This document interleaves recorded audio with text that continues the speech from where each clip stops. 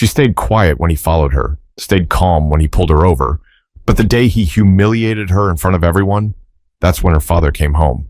It happened in the hallway between third and fourth period, right in front of everyone. Jordan Banks was walking with her binder hugged tight against her chest, head down, moving quick like she always did. She wasn't shy, just focused. 17, with early acceptance letters already sitting in her inbox. Valedictorian bound, no drama, no noise. Just her books, and her plans. But that Wednesday, everything changed. Officer Bradley Keene, the town cop assigned to work security at Melrose High in southern Arkansas, was standing near the cafeteria doors. He had his thumb tucked under his duty belt like he owned the place. A few students were around him, laughing at something he said. Jordan didn't look at him. She never did. As she passed, he stepped forward, too close. He said loud enough for others to hear, "You watching where you're going, young lady?" Jordan stopped, confused. I'm sorry?" she asked, startled. Keene smirked. Then, almost casually, he tilted a bottle of water forward. His hand bumped hers. The bottle slipped. Or maybe it didn't. Either way, the cold water splashed straight onto the front of her shirt. She gasped. Papers dropped. The hallway erupted. Keene's tone didn't change. "Oops. Guess someone's clumsy today." The words cut sharper than the water. Jordan stood there, soaked, the laughter around her crawling under her skin like fire ants. Her shirt stuck to her body. Her hair was dripping. Her face was burning. She didn't say anything. She didn't even look at him. She just picked up her papers, turned, and walked away. But that look in her eyes, that wasn't just humiliation. It was confusion and fear. Jordan didn't cry in the bathroom. She didn't cry when she changed shirts in the nurse's office or when she skipped lunch to sit in an empty classroom. She held it in, just like always. But something had shifted, because this wasn't the first time Officer Keene had gone out of his way to bother her. The first time was subtle, a stop sign near the edge of town. She was driving home from work at the public library one evening, headlights off in the parking lot where he waited like he knew her schedule. He said she rolled the stop. She didn't. He asked questions that had nothing to do with driving. Wanted to know where she was going, what was in her bag, why she looked nervous. She told her mom, but brushed it off. The second time, he showed up at her job, didn't order anything, just stood by the front door, arms crossed, watching her shelve books, smiling. There was no reason. Jordan never got into trouble, never gave attitude. She was quiet, always respectful. So she started asking herself the question no teenager should ever have to ask: why me? The answer came in whispers and glances. Tyler Keene, same school, same year, son of the cop. They shared AP history and nothing else, except a debate they'd had in class 2 months earlier. Jordan had made a solid argument about systemic inequality. Tyler didn't like being corrected, especially not by a girl who looked like her. That day, she'd won. The class clapped, his jaw clenched. It wasn't just that debate, though. Tyler used to be top of the class. Now he was second. Jordan took that spot. He was used to people laughing at his jokes. Then the star point guard, Malik, started walking Jordan to class, and that's when things got weird. She'd catch him staring, whispering to friends when she walked by, posting cryptic stuff online.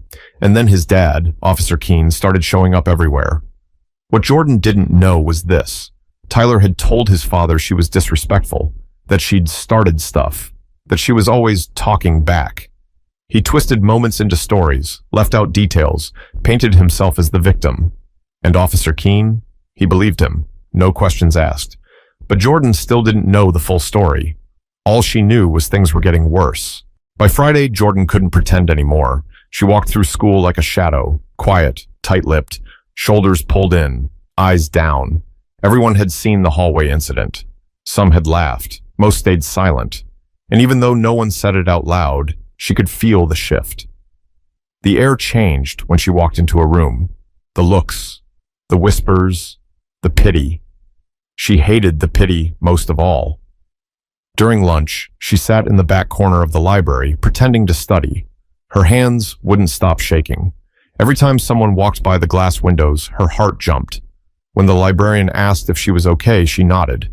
Of course she nodded, but something cracked that afternoon. Mr. Reynolds, her U.S. government teacher, caught her after class. He was young, early 30s, and one of the few teachers who actually listened. He'd been there the day of the debate, saw what Tyler had said, saw the shift afterward, saw her change. "Jordan," he said gently, standing in the doorway. "Wait a sec." She paused, clutching her binder like it could shield her from everything. "You sure everything's all right?" She hesitated. "I'm fine." "Are you?" "Because I've been teaching long enough to know when a student's not fine." That was all it took. She didn't burst into tears. She didn't collapse. But her voice cracked, and her shoulders started to shake, and Mr. Reynolds stepped back and gave her space. Not pressure, just space. "I didn't do anything," she finally whispered. "I believe you," he said. That was the first time someone had said that out loud. He didn't try to fix it. He didn't rush her. He just asked if she wanted to talk to someone. Maybe the principal, maybe a counselor, maybe someone at the district level. Jordan shook her head. She didn't trust the system anymore.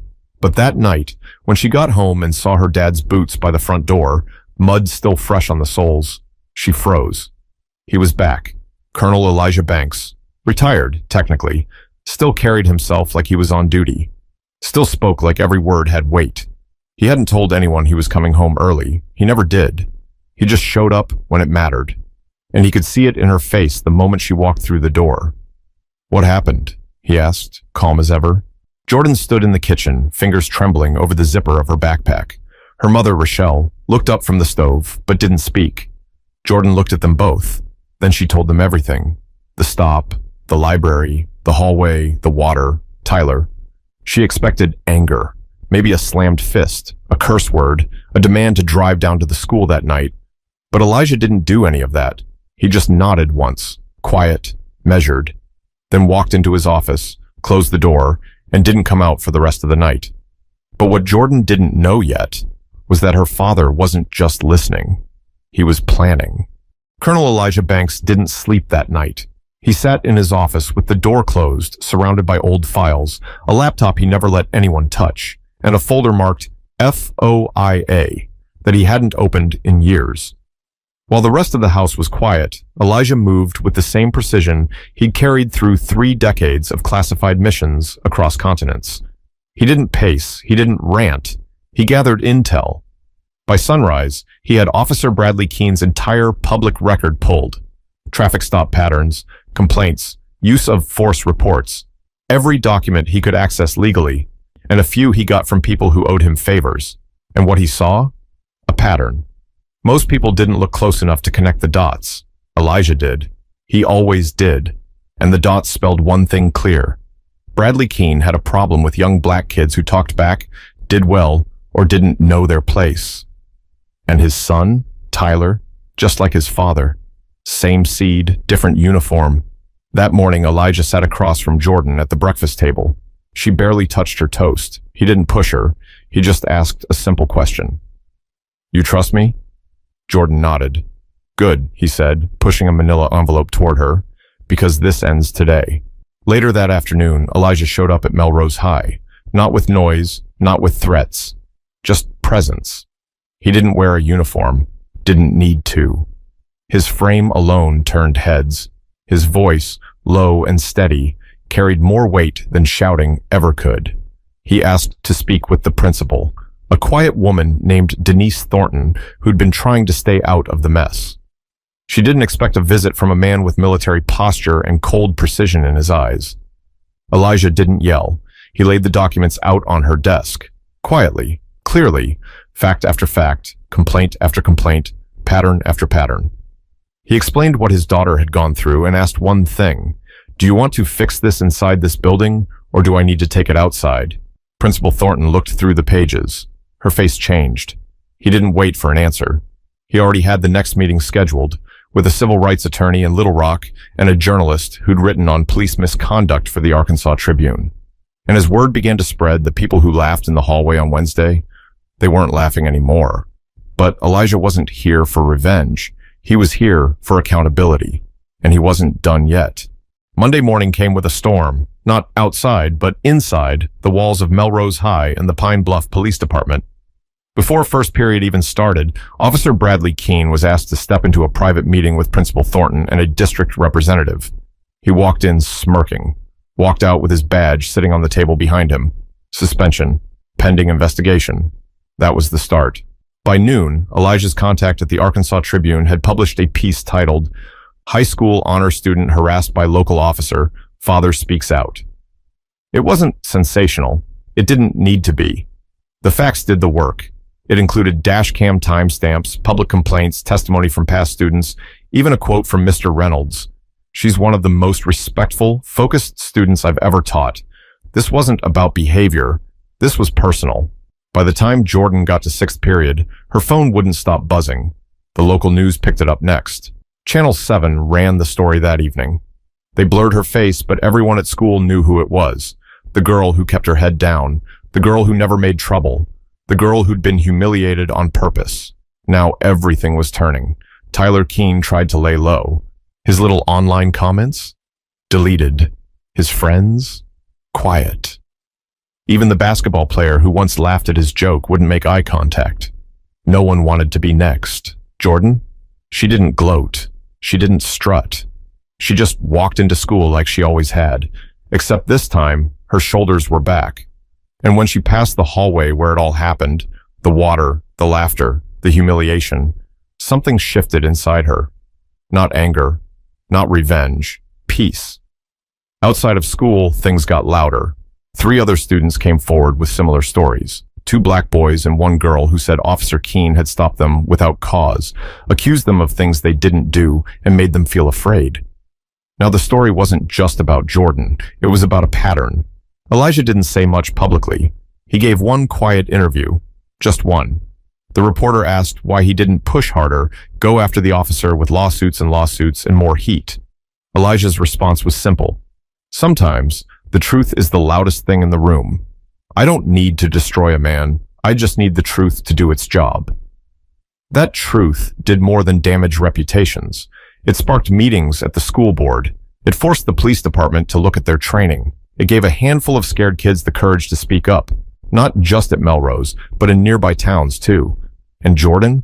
She got invited to speak at a student leadership summit in Fayetteville, talked about dignity, fear, and what it feels like when the people in charge forget you're still a kid.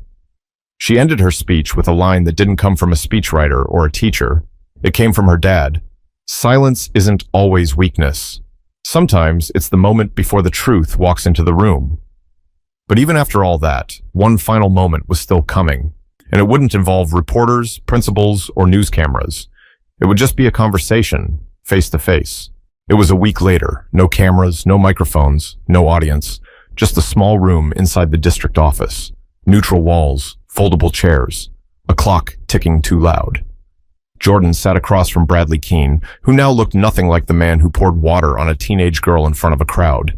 No badge, no uniform, just a man sitting stiff in a chair, avoiding her eyes. He didn't want to be there.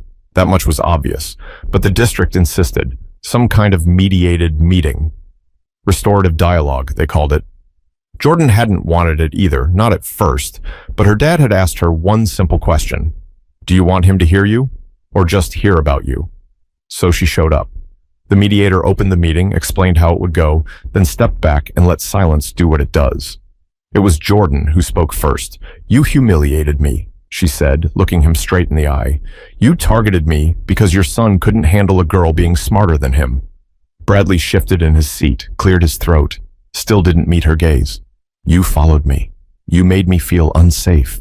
You treated me like a threat when all I ever did was study, go to work, and mind my business. The words were calm, steady, not loud, not cruel, just the truth. Bradley opened his mouth, closed it, then finally said, That wasn't my intention. She blinked. You spilled water on me in front of everyone. What exactly was your intention? He went quiet again. Jordan didn't need an apology, not really. What she needed was to look the man in the eye and know. He knew what he did. She stood up, thanked the mediator, and walked out. Her message had already landed. Outside, Elijah was waiting by the car. No suit, no folder, just him and a quiet strength that didn't ask for attention. She got in and exhaled like she'd been holding her breath for weeks. He looked over and asked, How'd it feel? She didn't smile, but she nodded. Like I won without having to fight. He nodded back. That's what real power looks like. Jordan didn't go back to being invisible. She didn't want to. She started mentoring younger girls, joined a student justice group, wrote a piece for a teen column in the state paper, not to stay in the spotlight, but to make sure her voice didn't go quiet again. Because once you've been silenced, speaking becomes a responsibility. Not everyone has a father like Elijah Banks. Not everyone has a paper trail, a good teacher, or a reporter willing to listen. Jordan knew that. That's why she spoke. For the ones who couldn't. That's what made her powerful.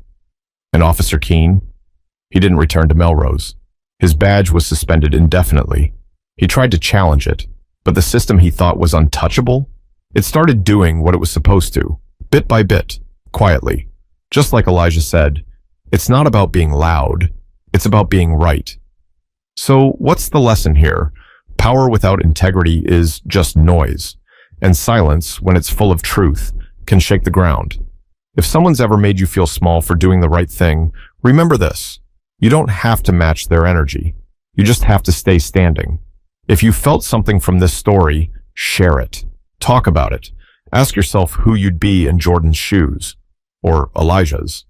Because real change doesn't always start with shouting. Sometimes it starts with one quiet voice that refuses to disappear.